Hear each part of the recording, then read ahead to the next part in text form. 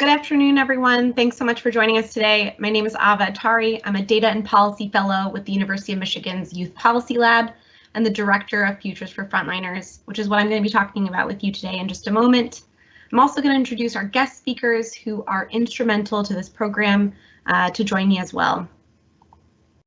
Before I do, I wanted to just take a moment to talk about our state's 60 by 30 goal, which aims to make sure that 60% of working age Michigan adults have a high quality certificate, skill certificate, or degree by 2030.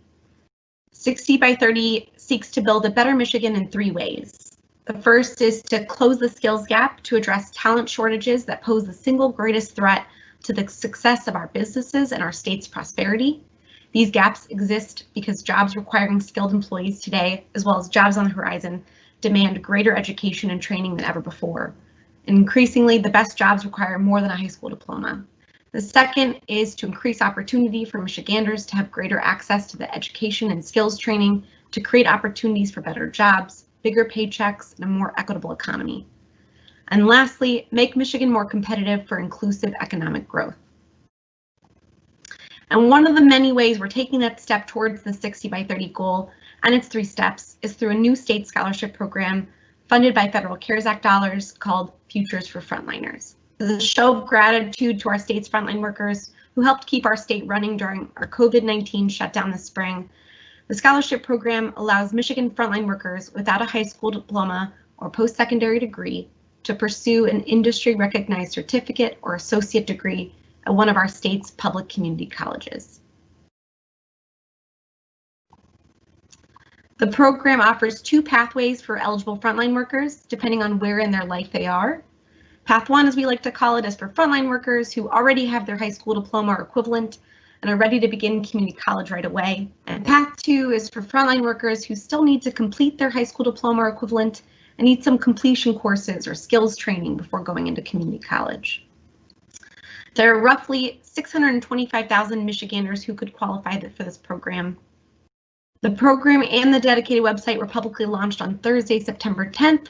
So as of then, you can visit our website, which is Michigan.gov/frontliners, where you can learn more information about the scholarship in general and visit the sections that are dedicated to each pathway. Eligible applicants can also find resources to help them apply and the separate application links to apply for the pathway that's appropriate for them. Both pathway applications are online. They're quite short. They take about 10 minutes or less to complete. You'll need access to the internet, an email address, and a social security number in order to submit your application. And the application period for both paths will run from the launch date, which was September 10th, to the end of this year, December 31, 2020. So here we've just got an application update for you all. So far we've had about 66,000 applicants apply to the program. That's for both pathways. We've included some demographic breakdowns as well, so you can see overall about 70% of those applicants identify as women and about 30% identify as men. It's a bit of a gender gap there. For Path 1, about 60% of those applicants identify as white or Caucasian, 25% as Black African American, 5% Latinx, and 1% Asian. And for Path 2, somewhat similar, but about 43% identify as white, 41% as Black African American, 6% Latinx, and 1% Asian. And here we've got a breakdown. What this map shows us is on a statewide basis, Michigan's first in the nation Futures for Frontliners public awareness campaign launch is proving overwhelmingly successful in reaching people and inspiring them to take advantage of this tremendous opportunity. We are very excited about it.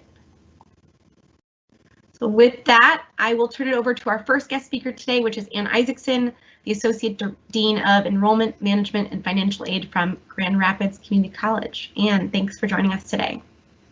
Thanks so much, Ava. I really appreciate the opportunity. And I just want to say that this has been such a phenomenal opportunity for our community members.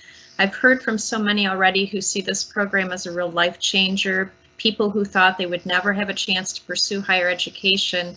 Now, thanks to Futures for Frontliners, can do so. Grand Rapids Community College is ready to help our frontliners take that next step. We have a wide variety of associate degree and certificate programs available, and we work very closely with local employers to ensure our students leave GRCC with job skills necessary to get a well-paying job and to be successful in that role. We have 10 academic pathways from business to culinary arts to health and exercise science and manufacturing and applied technologies. Our frontliners can complete a degree or certificate and immediately enter the workforce, and they can also transfer seamlessly to a four-year college or university when they're ready to continue their education. Now, after applying for the Futures for Frontliners program, as Ava mentioned at Michigan.gov/Frontliners, the next step is to apply to GRCC and complete the free application for federal student aid. Now, the application is available right on our homepage, which is grcc.edu. And we have staff available who can help folks complete the free application for federal student aid in our financial aid office. And they're able to do that either in person or by virtual appointment. Now, in addition to having really highly skilled and knowledgeable faculty, GRCC offers a variety of services to support frontliners and our other students, and that includes career exploration, academic advising, and tutoring. We also have student success coaches. And we recognize that frontliners are going to have additional expenses beyond the tuition and fees, such as books and childcare and transportation. So many of our courses utilize low or no cost electronic textbooks, and students, when they're registering for classes, can actually do searches to identify courses that have those textbooks available. GRCC also has a laptop and a hotspot loaner program for our students, and we have a state-of-the-art childcare center and learning lab. We also connect students regularly with community resources related to childcare. And we know that we're all living in very uncertain times right now, so the unexpected can happen. We have resources in place to help students get over that hurdle and be able to persist and complete their certificate or degree program. So we have emergency grants, we have a food pantry, we also have a Get Help webpage, which is a great resource for our students. It offers community resources available related to emergency housing and food assistance and even low-cost medical and dental care. GRCC is really here to support our frontliners and ensure that their success from the moment they walk in our door to the moment they walk across the stage at commencement. So it can all start by just giving us a call at 616-234-3344. And thank you so much. Next up, we have Pat Wallstra, Adult Education Consultant for Kent ISD. Pat, thanks so much for joining us today. You bet. Thank you so much for having me. On behalf of the adult education in Region 4, a little bit about Region 4 briefly. Region 4 covers a 13-county area, Berry County being the lower right-hand side, southern side, and then we have Allegan on the other coastal side, Mason Lake on the top north, and Mecosta on the other corner, and all the counties in between. So there are 13 counties, there are 11 ISDs, and we also represent 16 adult education programs. Within those 16 adult education programs throughout the 13 counties, there are about 57 sites that are available to our adult education students. The adult ed piece falls underneath the Path 2, which is for the community college or job training program for frontline workers who need to complete a high school diploma or a high school equivalency. And this equivalency can either be through HiSET, which is a testing center, or the GED. In the adult education programs, because of these 57 sites that we have, we offer a litany of different programs. We have English as a second language, which is called ESL. We have basic remediation skills. And of course, we have our GED testing preparation and GED testing centers. And then we have our high school completion, which are diplomas from each of these districts that sponsor high school completion. There are multiple satellites as a result to help folks out. We do a variety of different learning opportunities, especially in these unprecedented times. We have a lot of blended classrooms. We have hybrid classrooms. We have online. We're providing some internet and technology opportunities for individual students. We also provide gas cards, some transportation incentives to assist with our students coming into the program.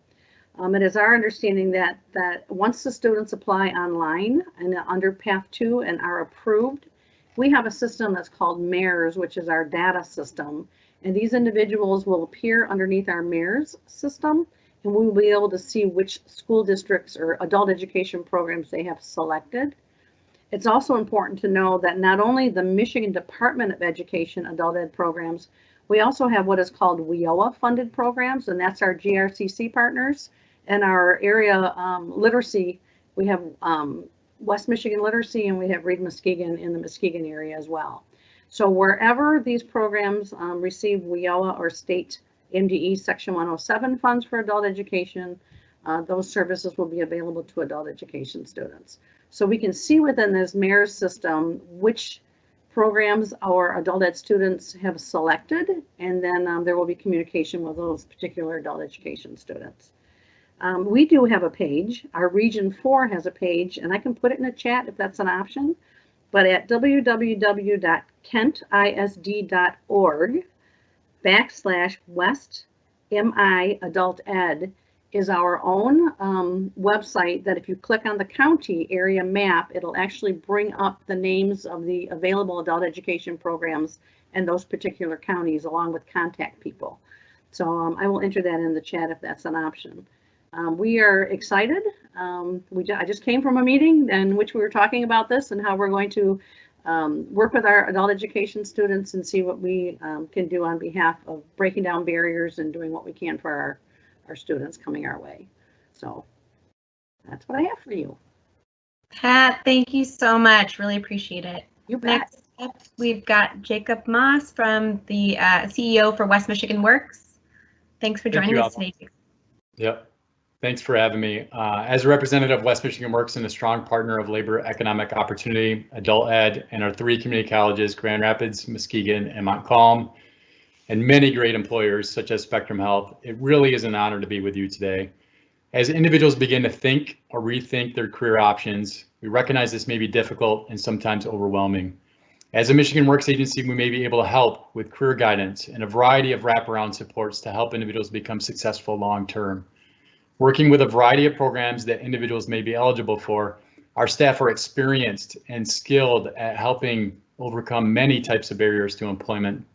Some of the more in common include transportation, access to technology, including internet and equipment, help with school-related items such as books, and work-related supports when you are working, navigation of more complex issues and referrals to other partnering agencies who may be able to help with issues like childcare or housing. But most importantly, we can help individuals understand who's hiring, what jobs are in demand, and what education do you need to get those in-demand jobs. Helping answer questions like, how transferable are my skills? Let's face it, we're in the age where a tremendous amount of information is at our fingertips, but we often struggle with information overload or analysis paralysis. We aren't sure if the information we are reading can be trusted or if it has some level of bias to it. Our staff follow a model called evidence-based career coaching, where through a process they can provide sound guidance to training that will lead to a better job. In West Michigan, there are 5 key industries that we're working most closely with. These industries are growing rapidly and are projected to keep growing for several years to come. In alphabetical order, as they are all equally as important, and they would remind me that frequently, those industries are advanced manufacturing, agribusiness, construction, health sciences, and information technology. Starting a career in a growing industry will make it easier to find gainful employment with higher wages, build valuable skill sets, and pursue many viable career pathways. I invite you to visit our website at westmiworks.org, where you can explore these industries further by checking out our hot jobs list. On that list, you will find those 5 key industries broken down by the top 100 highest in demand occupation, which also includes a section for administrative and professional jobs. There's a wealth of information at your fingertips and laid out in a way that makes it easy to understand. There are also clickable links that will take you to a couple federal resources, including ONET, that will highlight the knowledge, skills, and abilities to do the job, average wages nationally, and other trends within that occupation. There are also links to the Career One Stop, which hosts a number of videos to see what it's like in the day of the life of a carpenter or a nurse.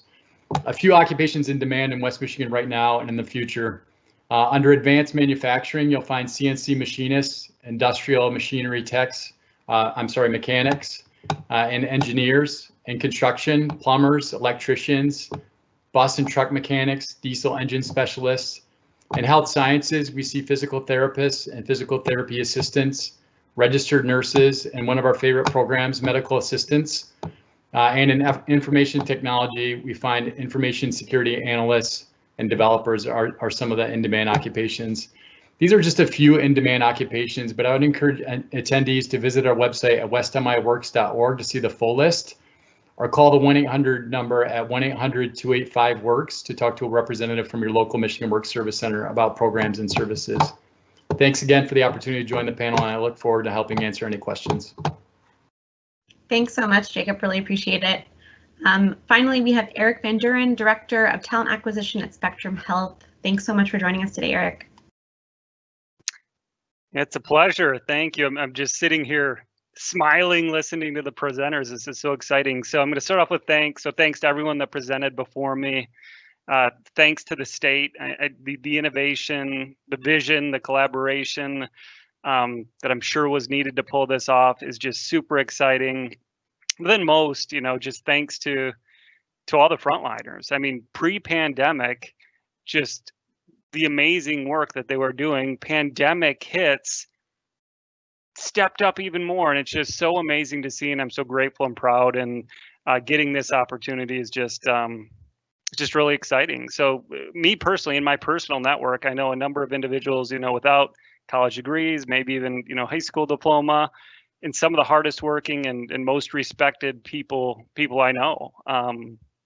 More professionally, I've been in talent acquisition for the past 14 years. I've been here at Spectrum Health for the past 11 years, and just so many different experiences around hiring, employment, and so many of those are around the frontline workforce. I mean, it makes up such a large percentage of our organization. So I know how critical frontline work is to the success of an organization. We don't have frontliners, we don't exist. So now this is probably an overgeneralization, but I'm going to go to two pockets of what I typically see within the frontline workforce. Individuals who take a frontline career and say, you know what, this is where I'm meant to be. This is the work I want to perform, and this is the work that I'm going to do. And I'm just so grateful for that. But then maybe another pocket that where you start is only the beginning. So I start in a frontline role, but I'm looking to advance. I'm looking to advance to other types of work. Maybe I'm looking to advance to make more money, which is great as well. But with that advancement, obviously that's not easy. That comes with hard work, and that comes with barriers as well. So being able to take tuition and remove the financial barrier away is just such an incredible boost and such an opportunity. Makes me proud to be a Michigander. So Jacob named, some of the jobs, that would be eligible for this. I'll speak specifically to Spectrum Health. And the thing about the jobs that I'm going to name these are absolutely in-demand careers. So if you're going to school for a degree or a certificate in one of these roles, you're essentially locking in employment for when you graduate and then for years to come, and just kind of bettering those next steps. So associate degree nurses, many different technicians. That could be, MRI technicians, ultrasound technicians. How about respiratory therapists? Do you think that's an in-demand field right now? I'd say yes. Medical assisting, Jacob mentioned, one of the favorite programs, may be the most in-demand job currently at Spectrum Health. This isn't unique to Spectrum Health. I would say for a region, possibly across the state for many healthcare employers. So it's not just clinical roles, business roles, information technology roles, so many different opportunities that are just going to lock down employment for you, really tying this all together. And it's just, it's exciting. So it's not easy to achieve these things, but this is really the boost, the futures for frontliners. It's a boost that can really change lives. It can change lives and for generations to come. So So I guess in closing, I'll just hit on a couple of those points again. I see this bettering lives. I see this having a generational impact, but also as a state, whenever you invest and you're able to offer increased wages to a number of different people, you're infusing money into Michigan's economy, and that has such a positive ripple effect for the state and just really propelling Michigan forward for a place to live, place to work, and a place to thrive. So I'm going to keep smiling. I'm excited about this. That's what I wanted to say. So I'll pass it to the next presenter. Thanks so much, Eric. Wow, you really touched on so many things that I also personally feel. I'm also been like smiling and nodding while each of you are presenting. Really appreciate you all being here today. I'm actually going to kick it over to our moderator. I think we've gotten some questions in the chat. Erica, if you don't mind. Certainly, we do have a few questions, and that's what we'll be spending the rest of the time during today's live event. If you haven't already, go ahead and click on the little Q&A icon. It looks like a chat conversation icon with a question mark. Enter in your questions, and we'll get to as many as we can for the remainder of our event. With that, our first question is, can the student receive this award if they are currently not meeting SAP standards at the community college they are attending? Yes, Anne, you may have more to say about this, but SAP, for those who are not familiar, is satisfactory academic performance, correct, Anne? And so if you're not meeting that let's say you're in an associate degree program right now, you haven't received your associate degree or bachelor's degree yet, you meet all the eligibility requirements for Futures for Frontliners, but for some reason you're not meeting the SAP of the school that you're at. We have an option, it's a blank slate option, where if you don't meet your school's SAP, you can meet a 2.0 grade point average in the courses that you take as a future scholarship recipient. But I'll let Anne, if you have additional things to add to that. Sure, thanks, Ava. I would always recommend that students who aren't meeting satisfactory academic progress definitely connect with the financial aid office, and there is an appeal process.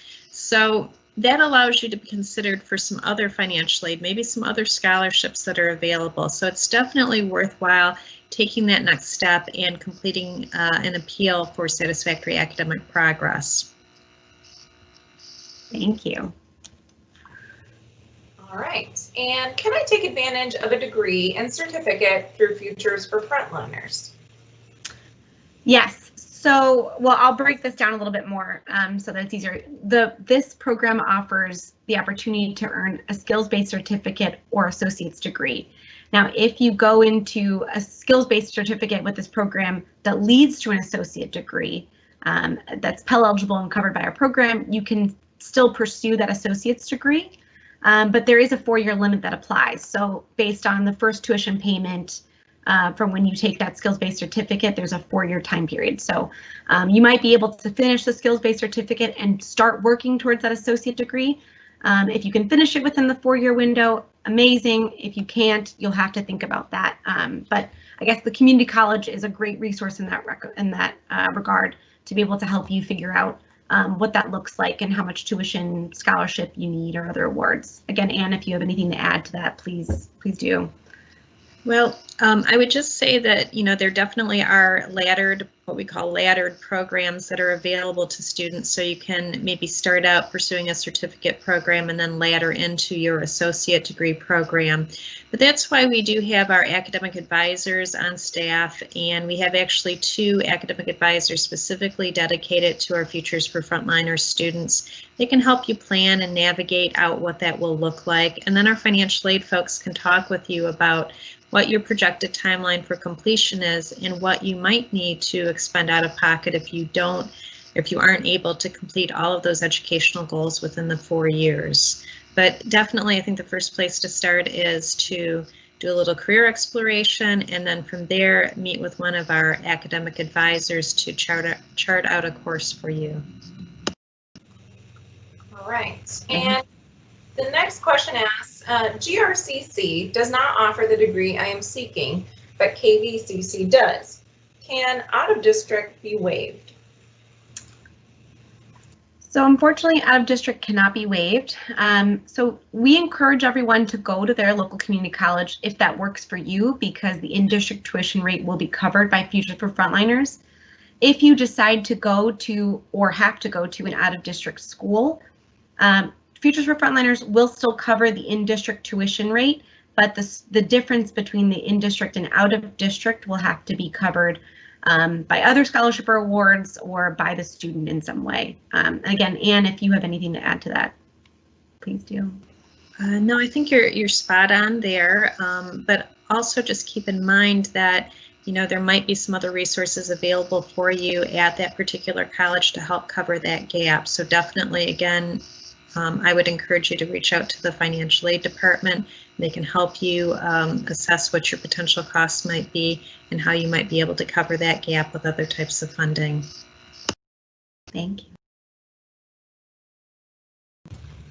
All right, and is there any way to help people that may be in default on their student loans? That is a great question. Anne, or I can jump in here, yeah. At least of resolving the default. I think every college is a little bit different, but at GRCC we've recognized that this can be a real barrier to continuing education for a lot of students. So for several years now, we've employed loan repayment specialists within our financial aid office who students can meet with, and our loan repayment specialists actually help them navigate that process of connecting with their lender or loan servicer, and then determining how they can best get their loans back into good standing. Now, Ava, I think maybe I would probably lean on you in terms of what the time frame might be for a student to resolve their default and still be eligible for Futures for Frontliners. Yeah, so for the federal student loan, that is one of the eligibility requirements that you cannot have one. It's a federally paid program. If it's a state loan or one with a community college, an overpayment or underpayment or loan, you can apply for Futures for Frontliners and be accepted within that December 31st application period window. You just have to work with the community college to be able to work towards resolving that issue. So as long as you have your application in by the December 31st window, that's okay. One more thing that I would add, Ava, is also that just so students know, it typically takes about 6 months to resolve loan default. So definitely make sure you reach out to us or the community college that you plan on attending for some assistance in working through that process. Yeah, no, thanks, Anne. I'm glad you mentioned that, because one of the other things is that you have to enroll in courses starting in 2021. So you can start as early as the winter, excuse me, which is I think January 2nd, 2021, and as late as fall 2021, but no later than that. So if it does take about 6 months, you'd want to start that process as soon as possible. Absolutely. All right, and this next question comes in from Michelle Gibson, who's with Montcalm Community College. And Michelle says, we have a program with MSU. Students get a certificate from MSU in the Institute of Agricultural Technology and an associate's degree from MCC. They get about half the credits from MSU at their tuition rate and half from MCC at our rate. Would these credits be covered by this scholarship, both tuition at MCC and MSU?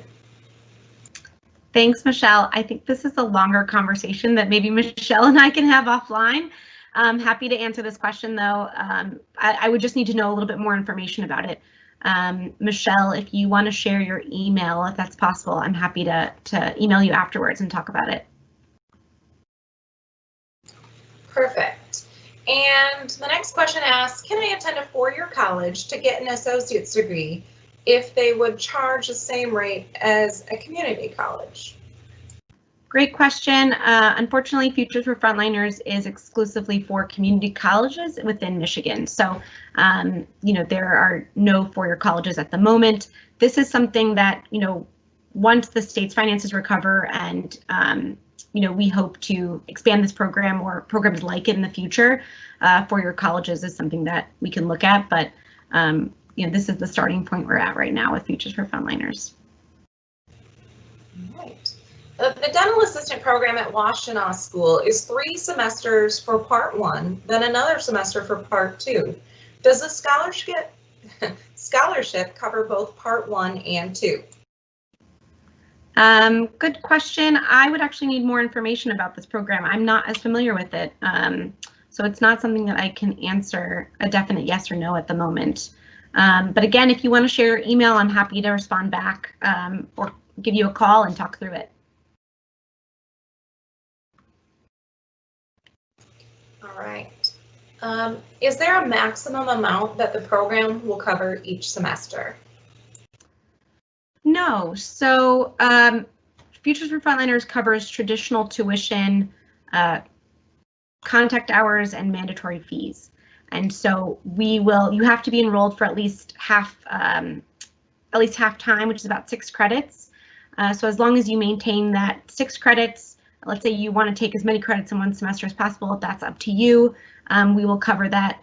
I mentioned earlier that there's a 4-year limit. So there's actually 2 limits to the program, whichever one you meet first. It's either the 4 years or you receive your associate's degree. So that's the limitations. Great. It looks like this question comes from Sharita Bryant with Michigan Works out of Macomb and St. Clair.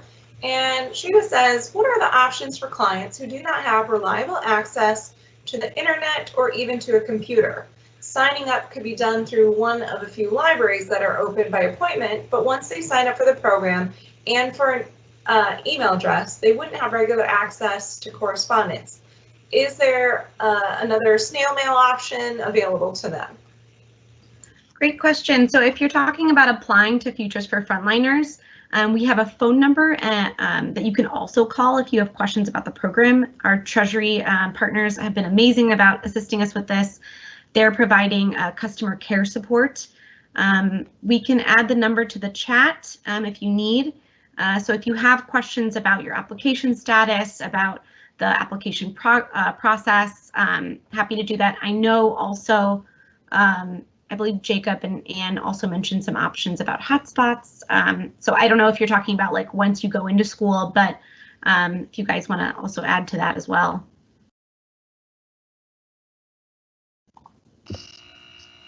Yeah, GRCC, if students need access to internet or even to laptop computers, once they're students with us, we have a laptop loaner and hotspot program available for them.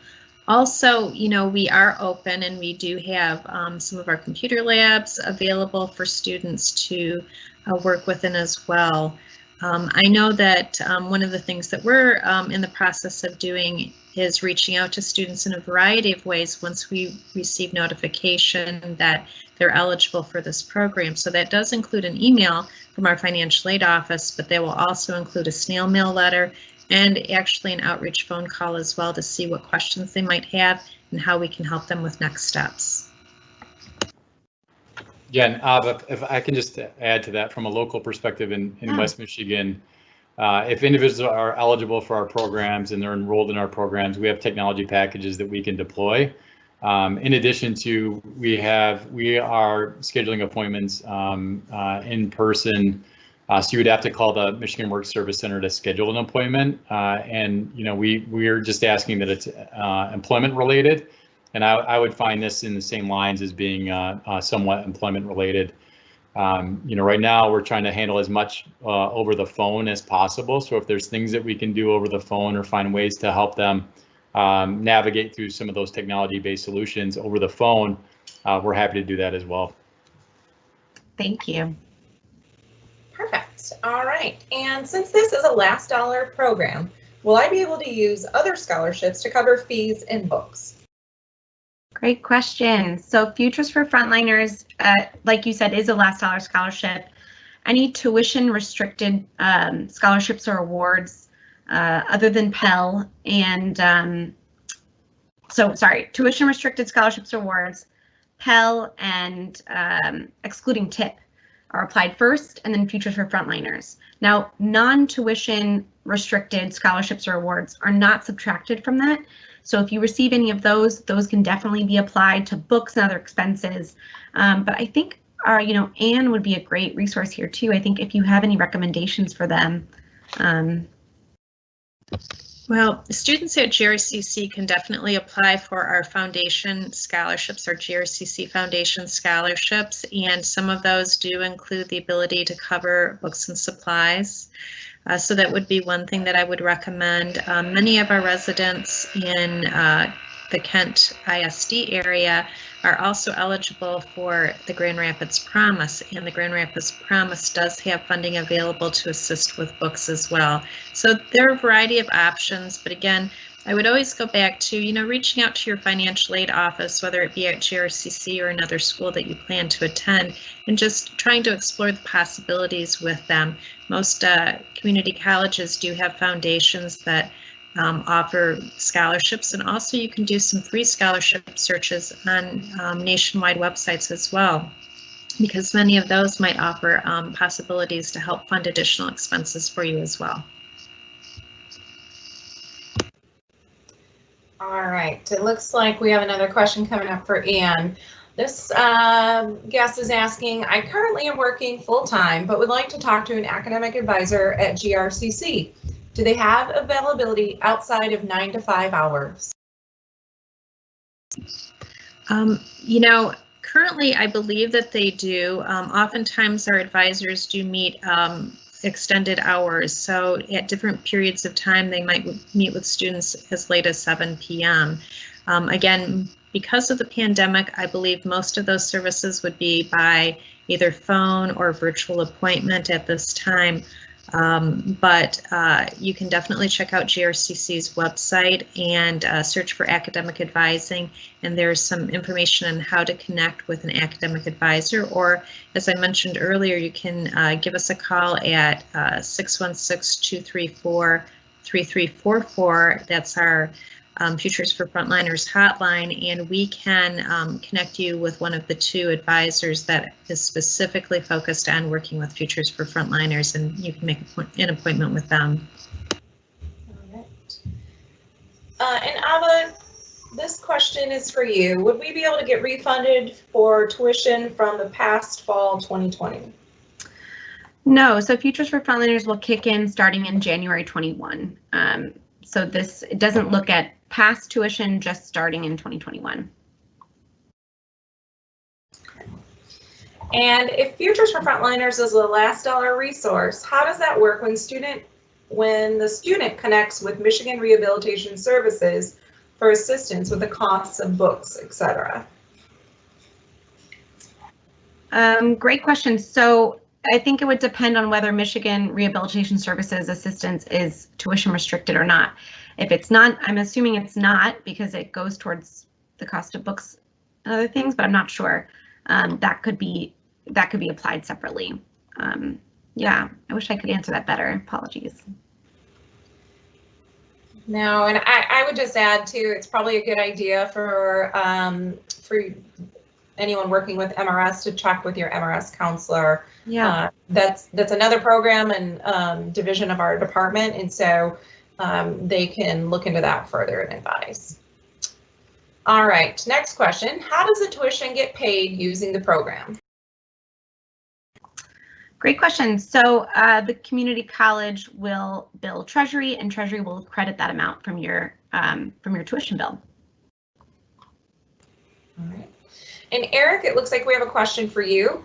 How does this impact Spectrum's current college reimbursement program?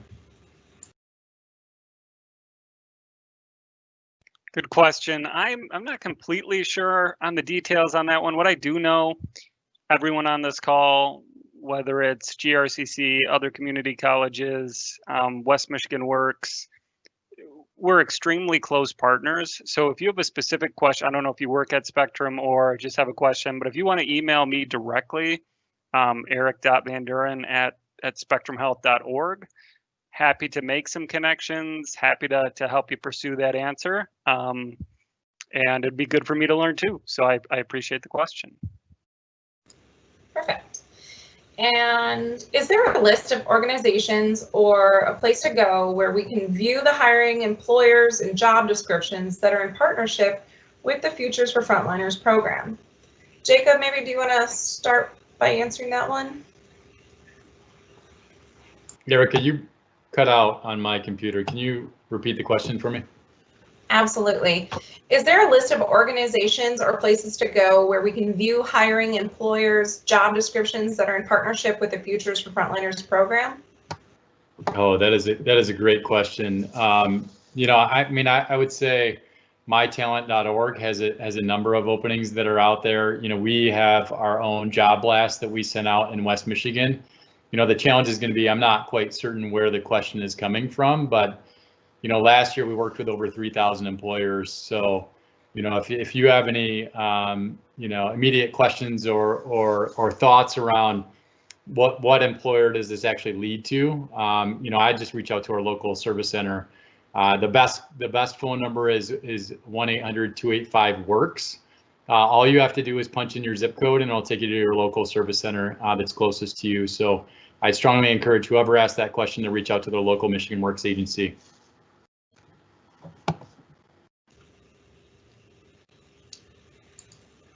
All right. And I think you touched on this a little bit, but if you could just clarify, is the Futures for Frontliners a reimbursement scholarship, or will tuition be covered immediately after I register for classes? So I don't know if you have anything to add for this to clarify, but when you enroll in classes and you start your semester, the tuition bill will go to Treasury, and Treasury will remove the amount that Futures for Frontliners covers, and then your tuition bill should be zero, or if there's anything left over from, you know, depending on your situation, it'll be listed on there. But maybe, Anne, you have more insight into that. Sure. When a student checks their bill, and at GRCC we have an e-bill that they can go out online and check. Once we receive notification, begin the awarding process, we'll apply first any federal grant aid or state grant aid that is tuition specific to your account first to cover any of your tuition and fees. And then after that, we will look at Futures for Frontliners as that last dollar program to determine how much funding will be applied toward your account as well. You will see something on your e-bill and also on your award letter that shows what we anticipate Futures for Frontliners will cover. And we're hoping to begin that awarding process, I would say in November or sooner if we can, but definitely in advance of the winter tuition due date at GRCC. So again, you will see that on your e-bill. We will also send you some additional notification and really ask you to take a look at your online center and take a look at your award letter and e-bill for confirmation. Hopefully that helps. Thank you.